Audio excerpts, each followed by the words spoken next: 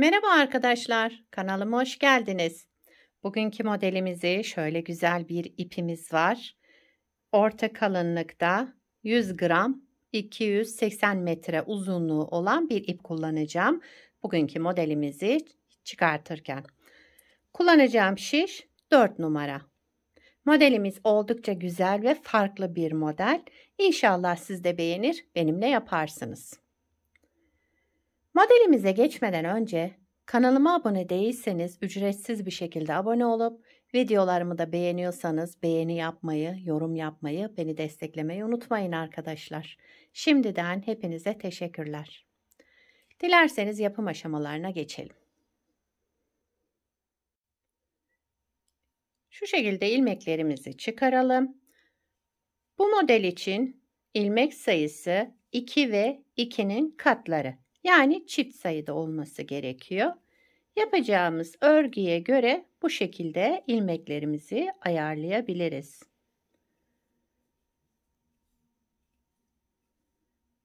Ben şöyle kısa bir anlatım yapacağım. Toplamda 18 ilmekle ben modeli kuracağım. Şöyle hemen sayalım. 2, 4, 6, 8, 10, 12, 14, 16, 18 ilmek benim için yeterli. Bir tanesini çıkarıyorum hemen. Toplamda 18 ilmeğim var şişimde.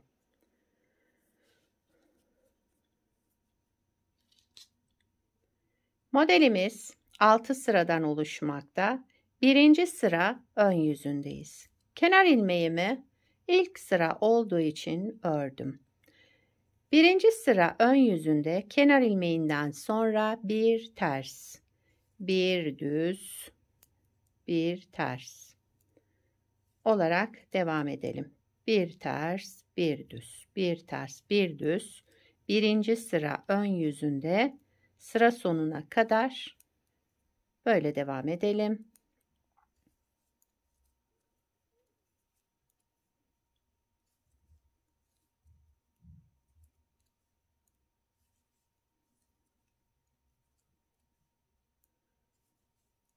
Evet, son ilmeğimi düz yaptım.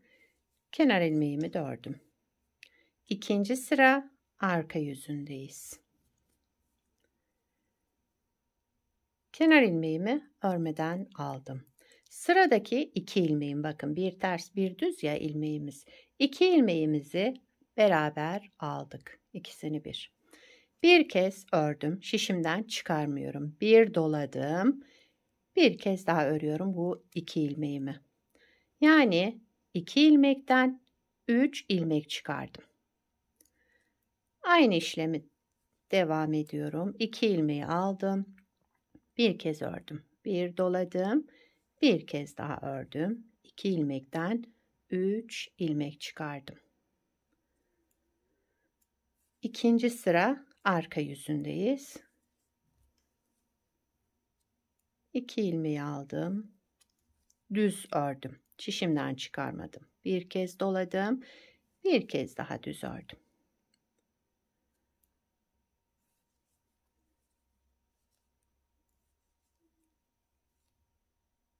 Bu sırada ilmeklerimiz artıyor arkadaşlar. Bakın 2 ilmekten 3 ilmeğimiz oldu. Diğer sıralarda tekrar bunu eksilteceğiz.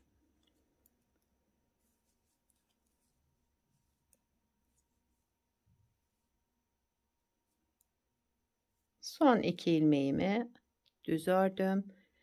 Bir doladım. Tekrar ikisini bir alarak düz ördüm. Kenar ilmeğimi de ördüm. İkinci sıra arka yüzünde bu şekilde yaptık. Üçüncü sıra ön yüzündeyiz modelin. Kenar ilmeğimi örmeden aldım. Bakın ilmeklerimiz üçer üçer gruplar halinde. 1, 2, 3. 3, 3 şöyle gruplar halinde. Bunların üçünü bir alıyorum. Şu şekilde bakın 1, 2, 3 ilmek göstereyim şöyle. 3 ilmeği bir aldım. Düz örerek tek ilmeği düşürdüm. 3 ilmeği bir aldım. Düz örerek tek ilmeğe düşürdüm. Üçüncü sıra ön yüzünde. İlmeklerimizi şöyle üçer üçer alıyoruz. Düz örelim ve tek ilmeğe düşürelim.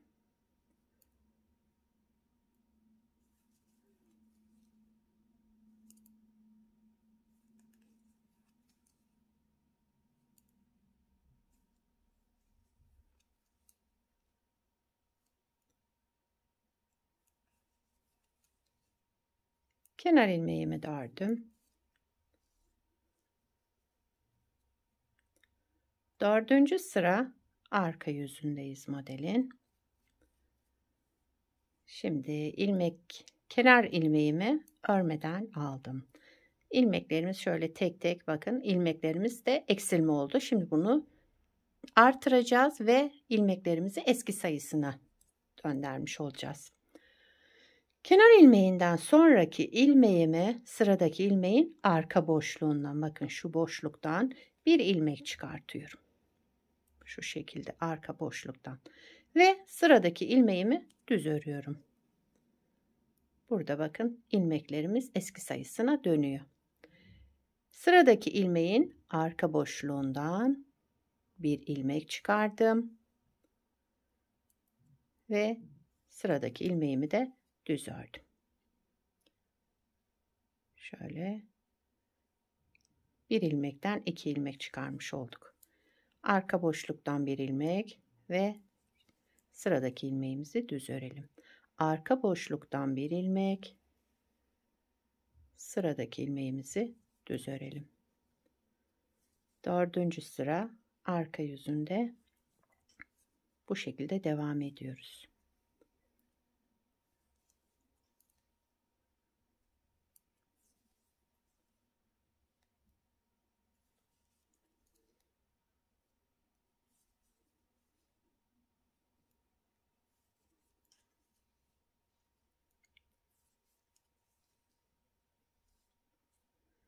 Kenar ilmeğimi de ördüm. Dördüncü sıra arka yüzünde tamamladık. Beşinci sıra ön yüzündeyim modelin.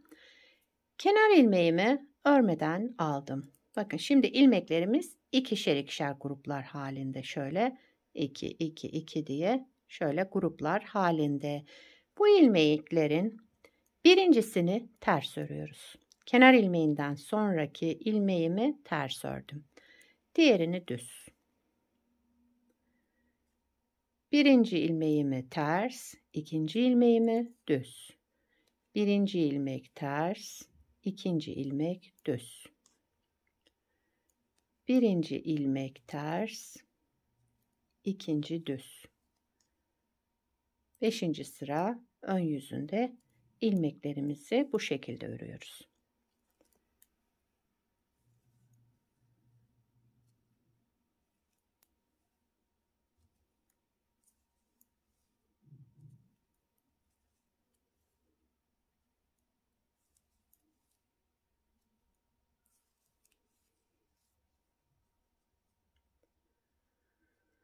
Altıncı sıra arka yüzündeyiz.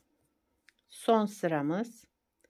Kenar ilmeğimi örmeden aldım. İlmekleri gördüğümüz gibi bir ters, bir düz, bir ters, bir düz. Yani tersi ters, düzü düz olarak örüyoruz.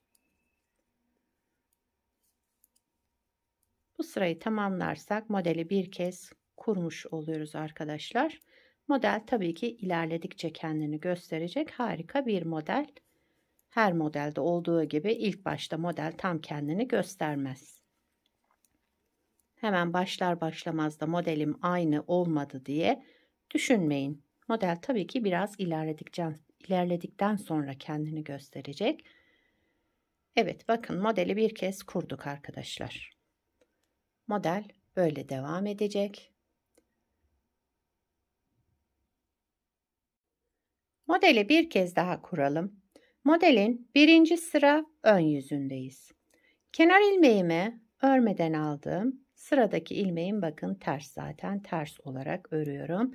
İlmekleri yine gördüğümüz gibi. Birinci sıra ön yüzünde bir ters, bir düz, bir ters, bir düz. Yani olduğu gibi tersi ters, düzü düz olarak Sıra sonuna kadar devam ediyoruz.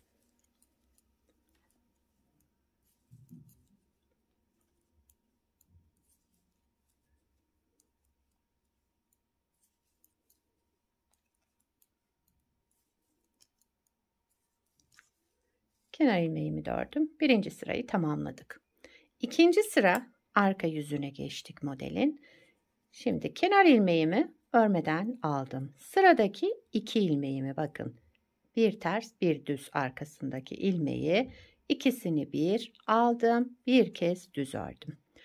Şişimden çıkarmıyorum. Bir doladım şu şekilde. Daha sonra 2 ilmeği tekrar düz ördüm.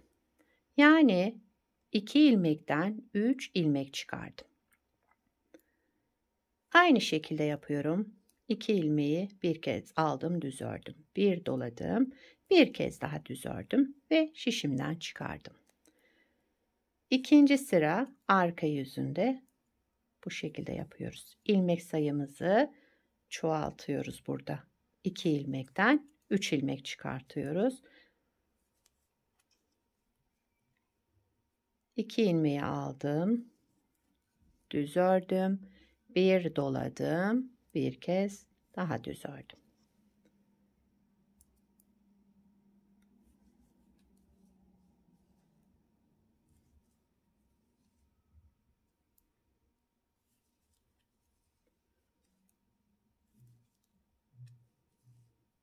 Son 2 ilmeğimiz kaldı. İkisini bir aldık, düz ördük. Bir doladık. Bir kez daha 2 ilmeği düz örerek çıkardık. 2 ilmekten 3 ilmek çıkarmış olduk. Daha sonra kenar ilmeğini örelim. İkinci sıra arka yüzünde bu şekilde yaptık. Üçüncü sıra ön yüzüne geçtik modelin. Kenar ilmeğimi örmeden aldım. İlmeklerimiz üçer üçer gruplar halinde, bakın. 3 3 3 hepsi. Bunları şimdi kenar ilmeğinden sonra bakın sıradaki 3 ilmeğimi üçünü bir alarak şu şekilde 3 ilmeği bir alarak düz ördüm ve kestim. Tek ilmeğe düşürdüm. 1 2 3 ilmek, bakın. Şişimde üçlü grup halinde üçünü bir alıyorum ve düz örerek tek ilmeğe düşürüyorum. Üçüncü sıra ön yüzünde ilmeklerimizi zaten üçer üçer gruplar halinde onun üçünü bir alıyoruz ve düz örerek tek ilmeğe düşürüyoruz.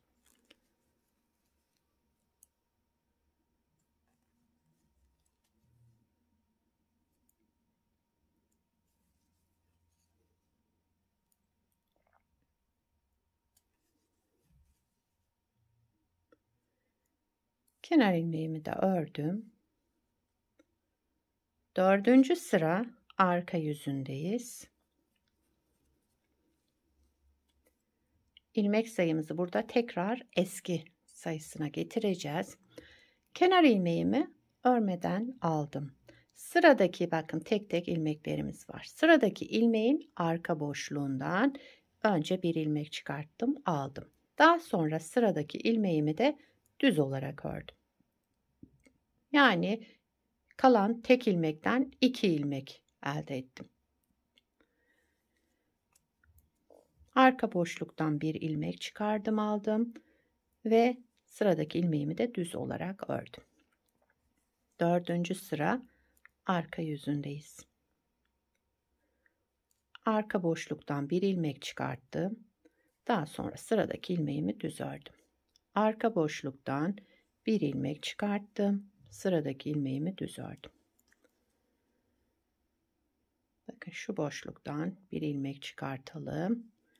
Alalım ve sıradaki ilmeğimizi de düz örelim.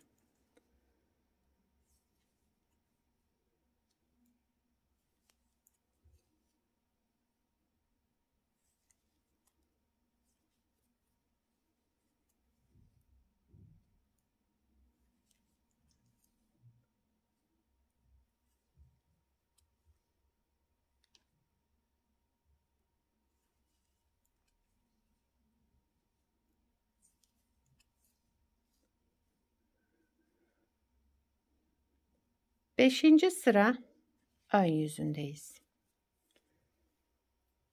Kenar ilmeğimi örmeden aldım.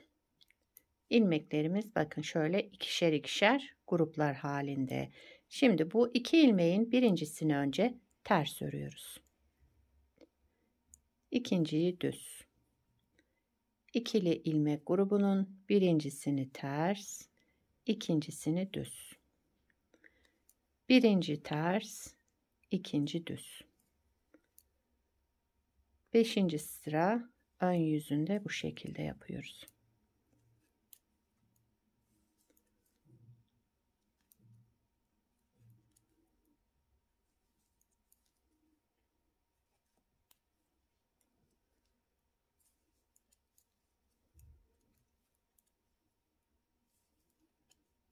Kenar ilmeğimi de ördüm. 6. sıra arka yüzüne geçtik. Son sıramız 6. sıradayız şimdi. Kenar ilmeğimi örmeden aldım. İlmekleri gördüğümüz gibi bakın sıradaki ters olarak ördüm. Bir düz, bir ters. Bir düz, bir ters. Şeklinde sıra sonuna kadar devam edelim. Yani ilmekleri tersi ters, düzü düz örüyoruz.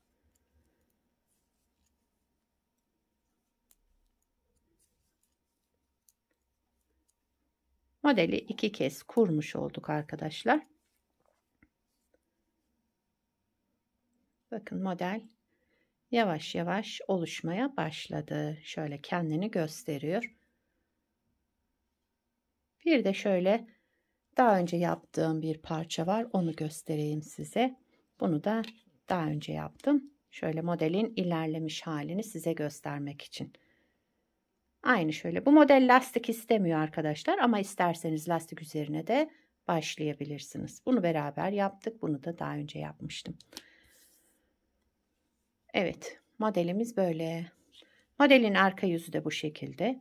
Bakın her iki tarafta gayet güzel ve kullanışlı bir model. Her iki tarafı da kullanabilirsiniz.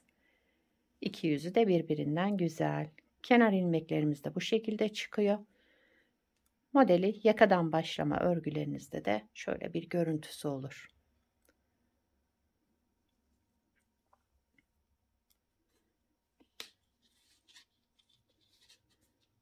Evet. Bugünkü modelimiz de böyleydi arkadaşlar.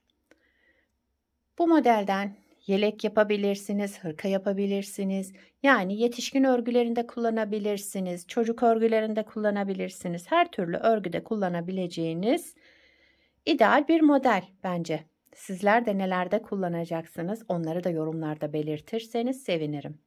Hem de yapacak olan arkadaşlara da fikir olur.